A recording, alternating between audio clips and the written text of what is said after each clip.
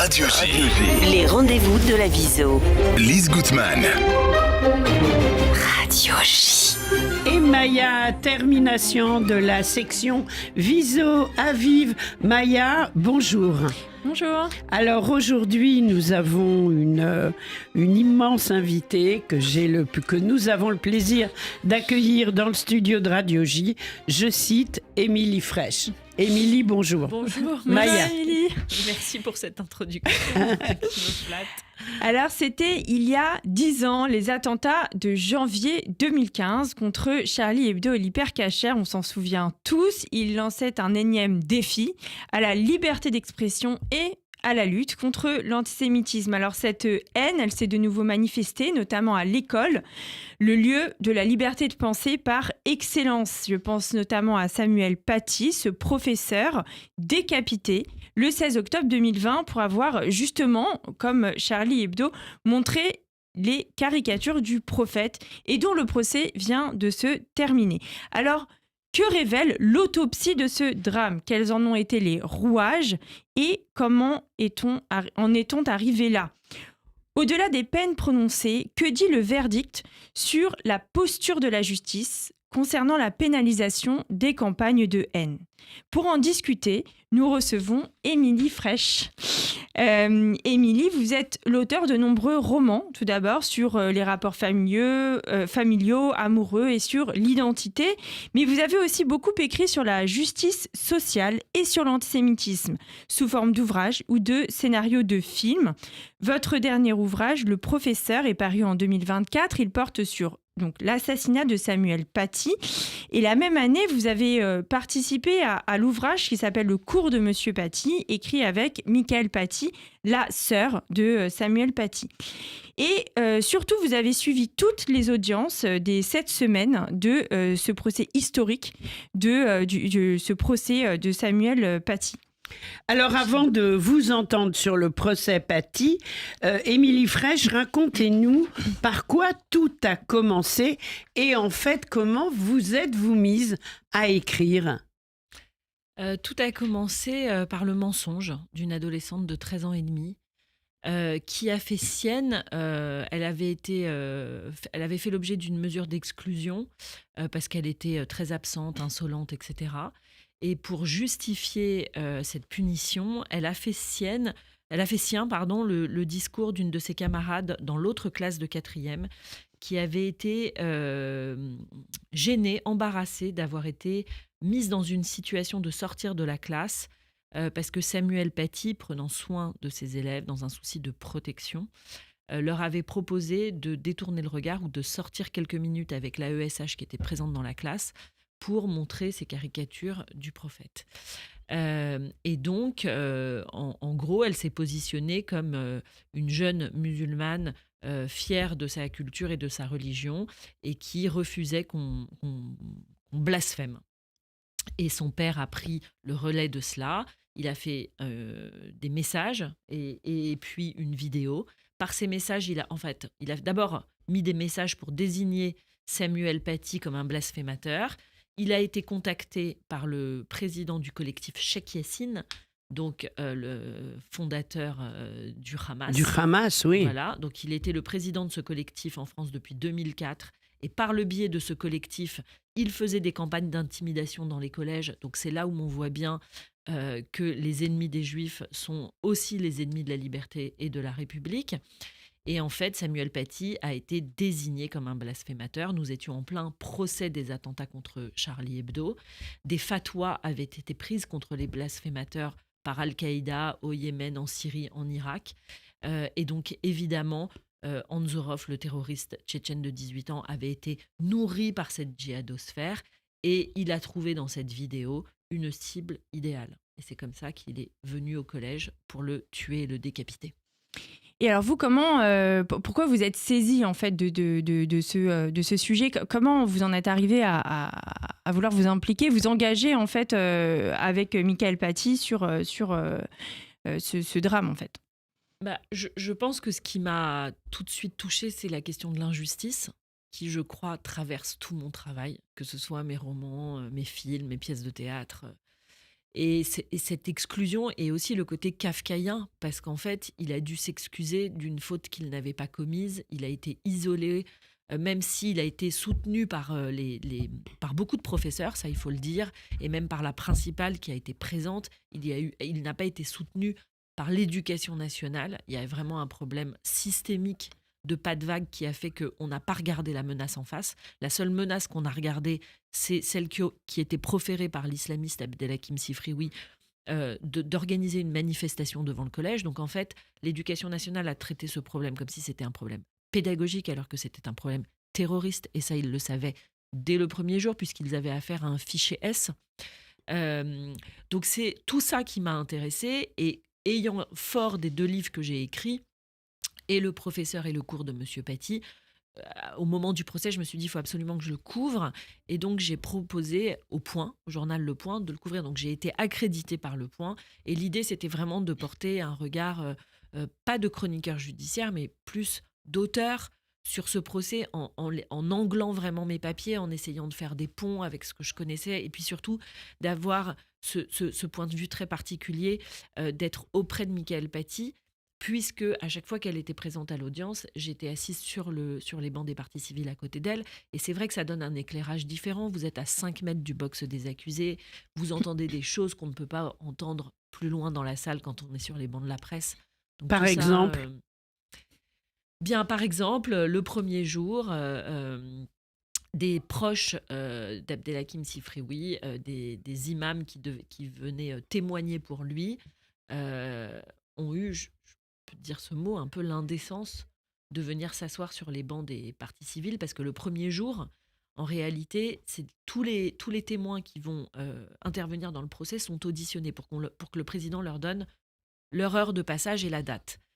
Et si vous voulez, Mickaëlle Paty, elle a eu cette phrase, ces imams étaient assis juste derrière sa sœur Gaëlle, et elle a interpellé un CRS en disant, ces gens-là n'ont rien à faire, c'est la défense, ils n'ont rien à faire sur le banc des parties civiles. Je vous rappelle que mon frère a été assassiné dans le dos.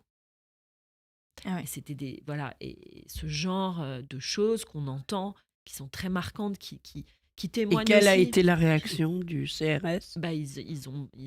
Ils les ont déplacés. Voilà.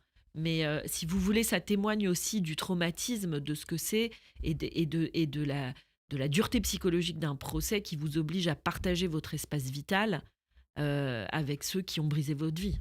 Mais oui. Alors justement, donc ce procès, quels sont finalement les points clés qui vous ont marqué? Alors vous racontez notamment cette anecdote qui en dit beaucoup sur le courage aussi de Mickaëlle Paty. Je sais que dans vos papiers, vous avez parlé aussi des concepts de la radicalisation en fait. Ça fait écho aussi à votre film. Voilà, dites-nous un peu ce que vous retenez finalement. La prégnance des réseaux sociaux et du numérique, le fait que en fait, c'est très difficile. On n'est pas du tout armé. Les enquêteurs n'étaient pas du tout armés pour faire face à ce mode opératoire qui correspond à la modernité. C'est-à-dire que les conversations commencent sur WhatsApp, elles se poursuivent sur Snapchat et puis elles vont sur Instagram. Le fait aussi que ce soit des reels ou des stories qui ne durent que 24 heures, donc il n'y a pas de traçabilité. Donc tout ça, voilà, je trouve que c'était vraiment une photographie d'un crime contemporain. À cause de la prégnance des réseaux sociaux, le terroriste a été alimenté par la djihadosphère qui vient de contenus qui sont faits sur zone et qui sont directement dans les foyers français.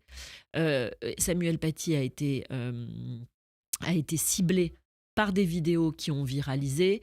Les élèves avaient vu ces vidéos. C'est la raison pour laquelle ils ont désigné Samuel Paty au terroriste. Donc voilà, ce volet-là, très fort.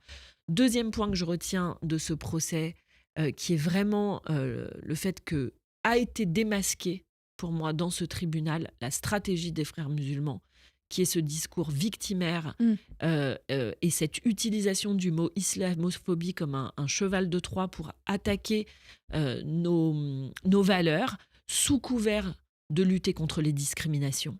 Donc je trouve que c'est l'angle le plus intéressant et le plus urgent à développer, à combattre avec la jeunesse, leur expliquer que il y a des discriminations, il faut les combattre, mais ce n'est pas en empêchant de faire vivre la liberté d'expression ou la laïcité qui nous protège tous, quelle que soit notre origine, quelle que soit notre croyance, qu'on y arrivera si on veut lutter contre le racisme, et notamment contre le racisme anti-musulman, et il faut le faire.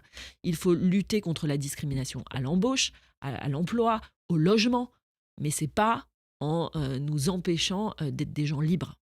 Et d'ailleurs, je pense que la clé se trouve aussi finalement dans le langage, parce que je ne suis pas experte, mais lorsqu'on dit islamophobie, c'est la critique de l'islam, c'est pas la critique des musulmans finalement. Et ça, c'est le droit au blasphème de critiquer une religion.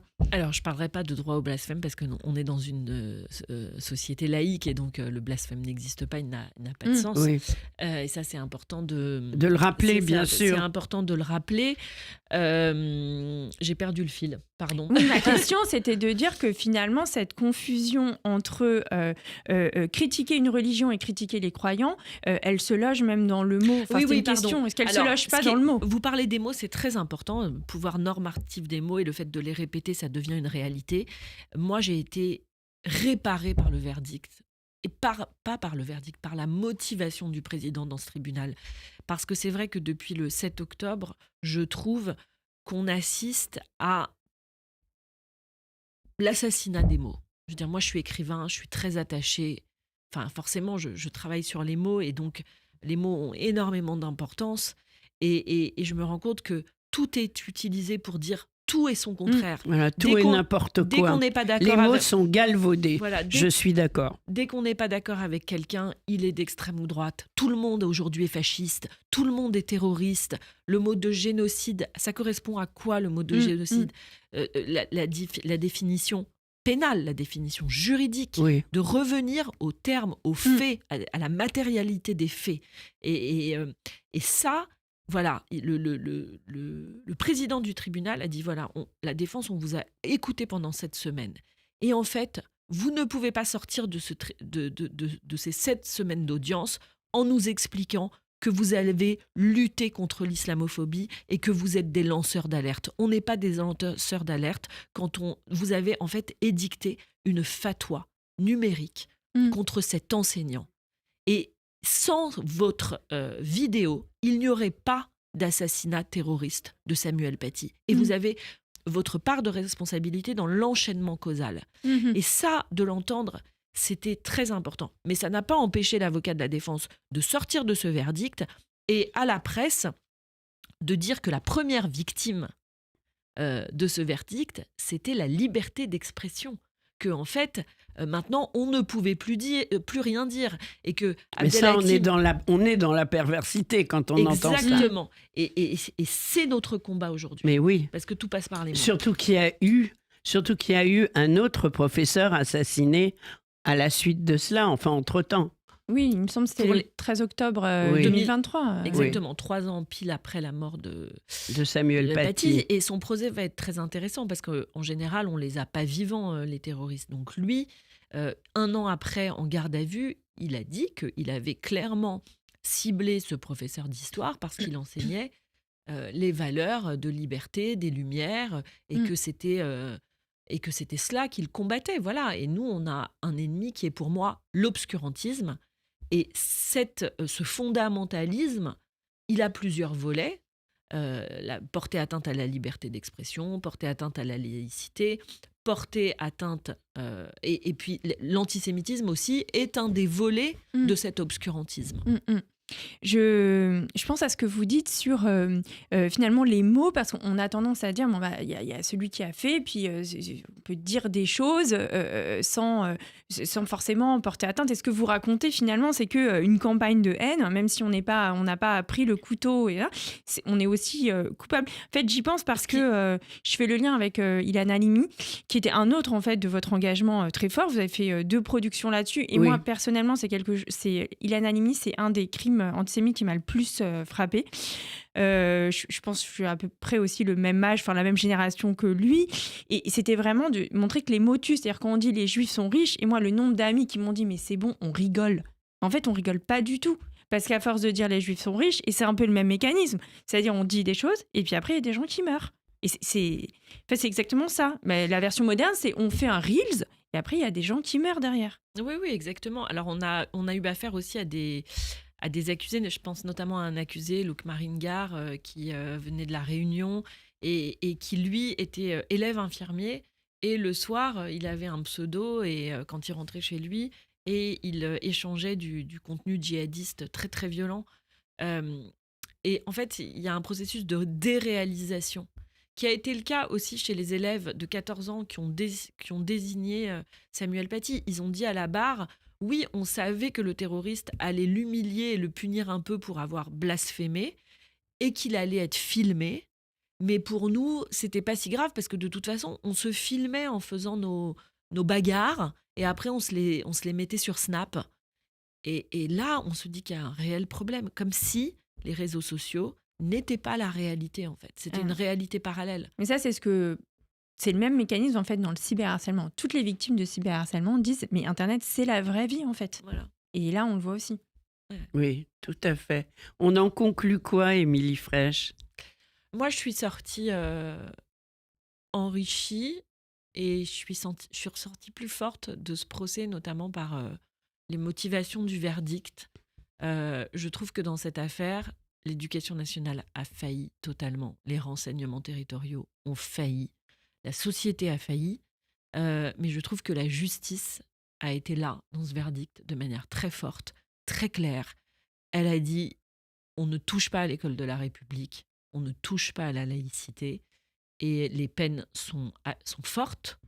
Voilà, je parle vraiment des auteurs de la campagne de haine. Je suis plus réservée pour ceux qui ont été condamnés pour complicité parce que je trouve que on peut voilà, peut-être que en tout cas moralement, je ne sais pas si mon jugement moral vaut pour un jugement pénal. Et il faut distinguer la morale du droit. C'est pas la même chose. Mais je trouve que c'est moins grave la complicité matérielle, si je puis dire, surtout quand je trouve que l'intention est très fragile dans sa preuve, que ces gens qui ont un agenda politique en tête, je pense aux militants islamistes qui était le président du collectif Cheikh Yassine et qui avait, on a retrouvé pas moins de 11 numéros de téléphone appartenant à des hauts dignitaires du Hamas dans son téléphone. Il savait très bien ce qu'il faisait. 15 jours avant, 2 journalistes avaient été attaqués à la feuille de boucher dans la rue des anciens locaux de Charlie Hebdo. Voilà, donc ça, je trouve ça grave et j'en sors quand même renforcée.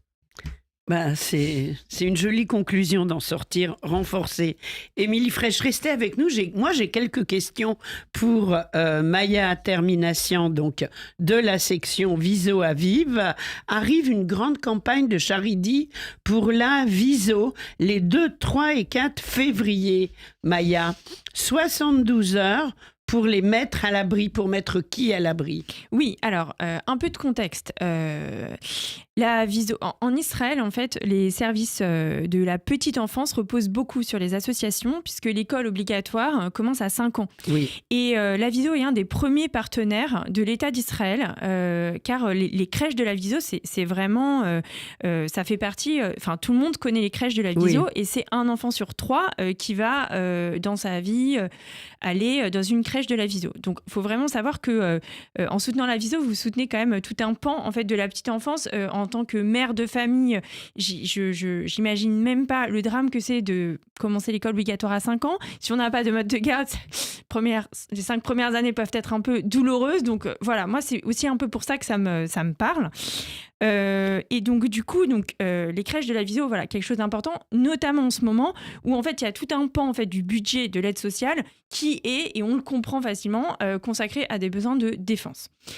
Voilà, donc ça c'est peu le cadre. Et alors donc le pays étant en guerre et recevant des missiles, il faut que les crèches aient des abris blindés. Oui, alors en fait, effectivement, ils n'ont pas attendu cette guerre pour mettre en place des abris blindés dans les crèches. Maintenant, oui. Pour le bien-être des enfants, l'idée c'est de faire de ces abris un endroit où ils peuvent conduire leurs activités pédagogiques et pas une salle angoissante en fait, juste avec Exactement. Des murs sécurisés. Donc l'idée en fait c'est de construire des abris avec tout le matériel d'une crèche pour que ce soit une salle à part entière d'une crèche, parce que les alertes sont fréquentes et il faut que les puéricultrices puissent continuer à lire l'histoire, à faire la pièce de théâtre ou à donner le repas des enfants dans ces pièces-là, qu'elles soient même utilisées d'ailleurs en dehors d'une alerte ou quoi, pour que ce soit dans la continuité finalement de la vie de ces enfants-là. Alors pour cela, il faut des sous, d'autant plus qu'il y a une crèche qui n'a pas encore d'abri à Ramat Gan. Oui, c'est ça. Donc là, l'idée pour rendre l'appel aux dons plus concret, on a décidé de consacrer ça à la crèche. Donc elle s'appelle Piankowski. C'est une crèche qui se trouve à Ramat Gan, qui accueille donc presque une centaine d'enfants entre 3 mois et 3 ans. C'est énorme. Et l'idée, voilà, c'est qu'on réunisse 150 000 € pour financer donc la construction de cet abri. Cette somme, elle peut sembler importante, mais en fait, c'est ce qu'il faut pour qu'il y ait un abri aux normes. Et je sais qu'on cherche tous en fait des moyens d'aider. Il faut savoir aussi que l'Aviso, c'est un des 4 organismes en France qui peut envoyer directement de l'argent en Israël, qui n'a pas besoin de s'appuyer. Donc, je vous le dis, il y a Magen David Adom, l'Aviso, le Keren Hayesod et le Fonds social. Les autres associations, en fait, du point de vue de la loi anti-blanchiment bancaire, doivent s'appuyer en fait sur donner à d'autres associations qui, elles, donnent à Israël. Donc, il faut savoir que quand vous donnez à l'Aviso, ça va directement en Israël. Les frais de fonctionnement de l'Aviso sont financés uniquement par les cotisations des membres en France. Donc, il n'y a pas un seul euro que vous allez donner les 2, 3 et 4 février qui ne vont pas aller pour la construction de cet abri. Alors c'est très important que, surtout étant donné l'actualité, que cette crèche est un véritable abri dans lequel les enfants et les jardinières d'enfants puissent se protéger. Donc c'est à Ramat Gan, c'est la crèche Piankowski et c'est les 2, 3 et 4 février. Et ce qui est important, c'est que dans cette campagne, chacun de vos dons sera doublé. Alors pour ça, on va sur viso.org.